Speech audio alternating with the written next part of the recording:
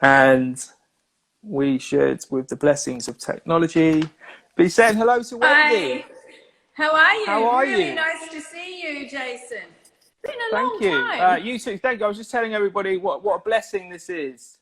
It's been a very long time, Oh. yeah. But you know, it's a new world bringing people together now. I like it. How have you been? Excellent. Excellent. Busy, busy, busy, busy. A bit of a workaholic. So even with COVID shutdown and home confinement, we all find ways to be busy. Yeah, it's certainly a very challenging year. This is for sure. Had any of us ever imagined this? It's craziness. Craziness. It's insane. How did it affect you? What happened? Well, um, well, the interesting thing is this. Okay, March 12th, I'm thinking, because a lot of my work, a lot of my life right now revolves around Iles Formula. As you know, it's my hair care brand. It actually takes every single breath I breathe. And I'm thinking, gosh, you know, all our landmark stores are closed. All the salons are closed. Yeah. I mean, we had like hundreds and hundreds of salons globally, all closed at the same time. But interestingly enough, I wasn't having a heart attack. I wasn't nervous. I kind of felt very, very calm because I knew my brand is all about nurture. So we were kind of in the right place at the right time because we all went through that wanting those nurturing moments. And I knew that my brand was producing this. But I'm thinking, gosh, how can I reach out to my public, which are my customers, my salon operators, the people on the stores selling the product? So I never really did that before. I started just filming myself talking about my products. I didn't even have a clue. I bought myself this ring light. And I set this room up, which is it's like an orangery in the garden, a very big space with great daylight. Yeah.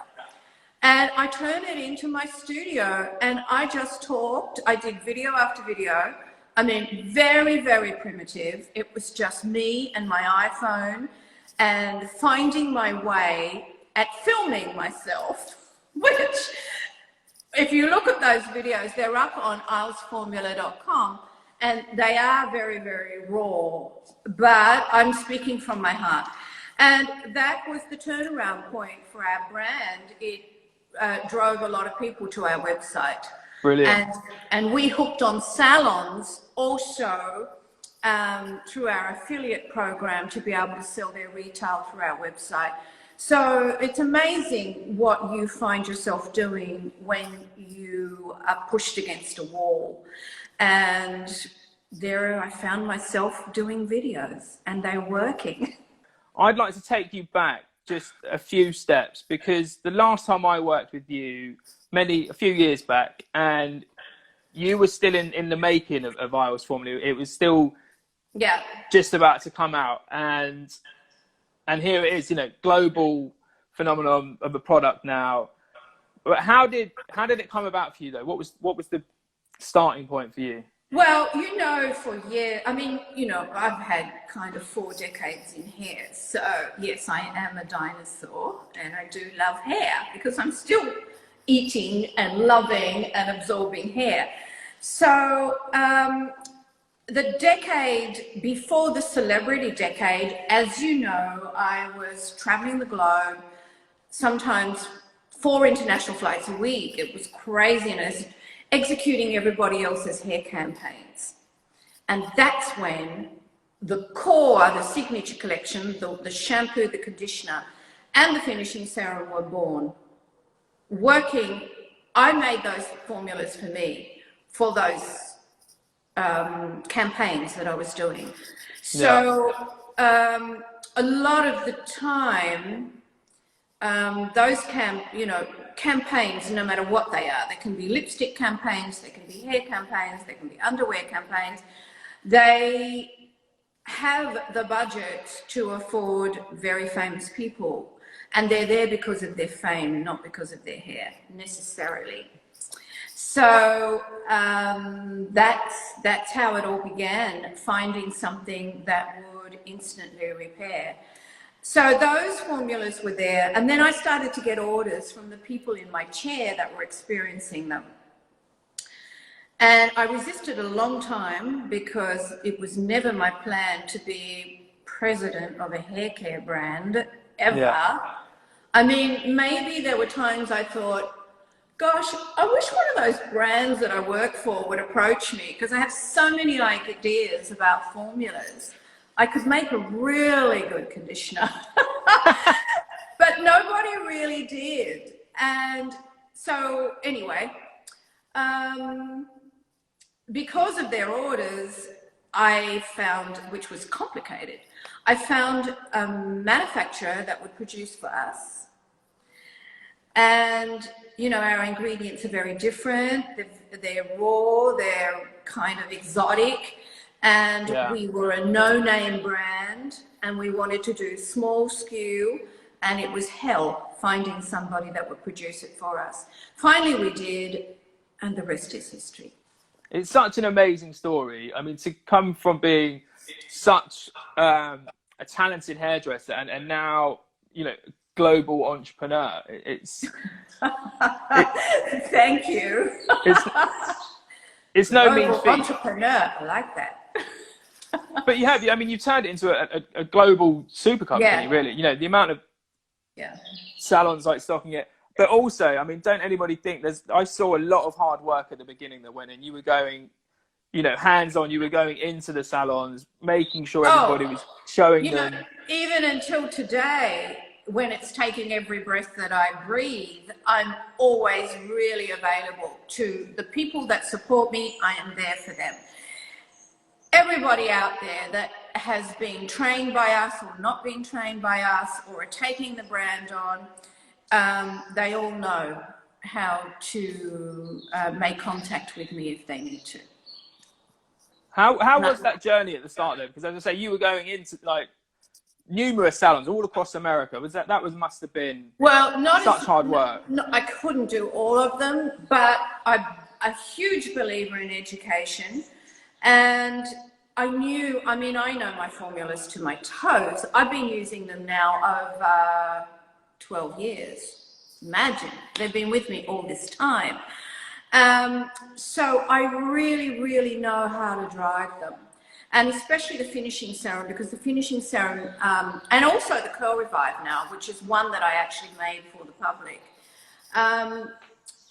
There is a trick to work with that. And in fact, I never touch a head of hair without it. And I really wanted to deliver that information to everybody that had my products. So, and you know, the tips of the shampoo is water activated to get the mousse up that replaces the sulfates. So there's a way to do that too, comb the conditioner through. I mean, there's so many little tips and tricks. And I really loved teaching these people that were supporting my brand these tips. So yeah, of course, I really drove myself to make that happen. Yeah, I did. I saw some of the social outreach when it all started, and it was refreshing to see. You know, as I say, like you have been an idol for lots of those people, like young hairdressers up and coming, or like established salons, and then all of a sudden they're getting hands-on training from yourself on how to use your groundbreaking, game-changing new product. Yeah, it was fun. I get, you know, I wake up every day, Jason, to love letters from people from all around the world. So it takes everything of me, but I get my rewards. And every day it is confirmed to me that if it's not a mail in my inbox, it's a review that I'm looking at. And it just makes it so amazing. You're so grateful that people love your product. You just want to give so much more back. It's a platform I rebirthed during COVID. I had the website, I had the online platform maybe 4 years, and it came about because I always wanted to create a platform that could educate the editorial hairdresser. So for salon hairdressers, it's not, I always found it wasn't always that easy for them to access, you know, the real trends, the real information, the behind the scenes stuff, like one-to-one information from session stylists. So I developed a platform to deliver this education and break down the trends from Fashion Week on the things that we were creating backstage. Right. Yes. And but it was more physical, you know, one-to-one workshops, going to salons, seeing people face to face. And COVID happened, and I was like, well, how are we going to do this now? You know, so it's sort of like, what can we do? How can we pivot? So I built a new team during COVID, and the digital aspect was there, but we put in a bigger effort and a huge emphasis now on digital services that we can deliver. So we now do I know. I see reporting. What you're doing. It's amazing. Very good. And these lives, you know, they started from delivering positivity, you know, helping people. I wanted to help people. I wanted to help hairdressers survive, firstly, and now I want to keep delivering all of those trend pieces and little nuggets of industry information so that people can now thrive after COVID as well. But it's just been so much fun. It's been a real joy and a blessing to be able to do that. And it wasn't easy during COVID. It wasn't for anybody, right? You know, it was kind of so busy, and having to learn new skills, tweaking the website myself.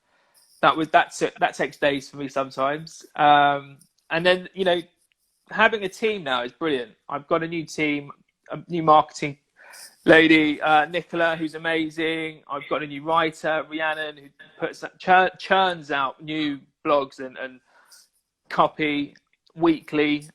Weekly blog? Yeah, we do the same. Wow. Yeah. Well, she's amazing. I ask her to do one blog a week, and about 3 days later, she's done 6. It's like, oh wow, so crazy. She doesn't have to pass through Wendy, saying, "No, we wouldn't say that. We should say this." She's lucky she's got Jason and not Wendy. Yeah. Well, no, but it's my visual guys that hate me. We've got a couple of visual producers as well with the video content and stuff, and every time like that comes, they do a brilliant job, and then it comes back, and then I'm very much like you. We have to, you know, take creative direction and change this, change that, change the music, change up the font, and you know, I'm really passionate about branding. I think it's so important for the success of anybody's business. And the thing that people need to realize now is digital mattered before. It's so important now. It's imperative that people have a successful reach out on that with their digital platforms, Instagram, Facebook, you know, TikTok even now, you know, and it has to be engaging. It can't just be for hairdressing. I believe it can't just be pretty pictures of shiny hair anymore. It has to have levels to the engagement and the information that you kind of agree. Absolutely. Yeah, exactly. I think, I mean, it's such an amazing opportunity for any salon or hairdressers to work with your products and your brand. So I'm sure it'll be snapped up instantly. You'll be. I kind of think, you know, even in COVID, with all the doors closed, we opened so many salons, which is another reason why I was so calm. You imagine, the doors are closed and they're taking on a new brand. And it confirmed to me that hair retail is going to change drastically. It's no more about those big brands with a lot of noise. If you analyze them, there's probably 2 SKU that actually sell continuously, that are really good performant products. The rest of it is just noise, it's marketing.